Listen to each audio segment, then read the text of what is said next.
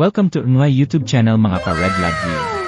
For today's video nga ipapakita ko sa inyo kung paano namin ginagawa ang fried chicken namin at nakakatuwang ikwento sa inyo na binabalik-balikan dito ng mga estudyante dito sa aming sari-sari store.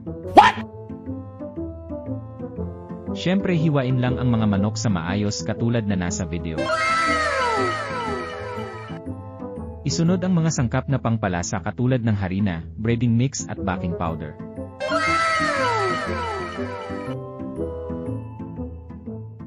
Ayan.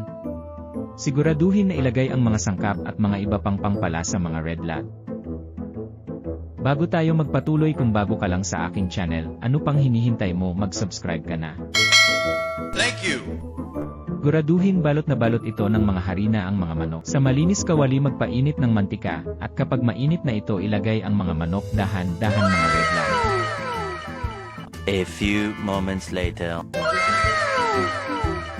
Kapag golden brown na ang pinipritong manok, ahulin na ito sa kawali at patuluin ang mantika.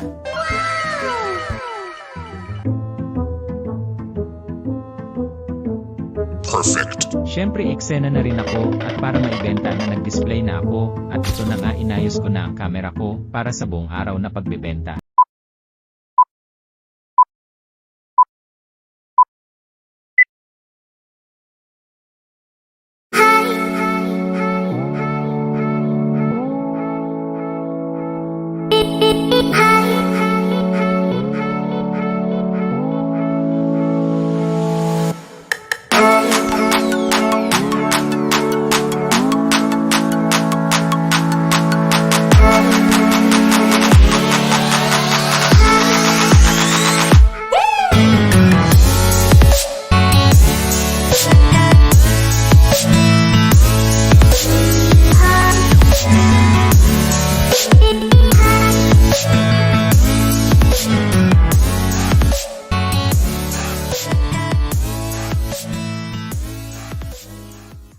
O mga bata, kaya huwag kayong mawawala hanggang sa susunod nating pagkikita. Paalam!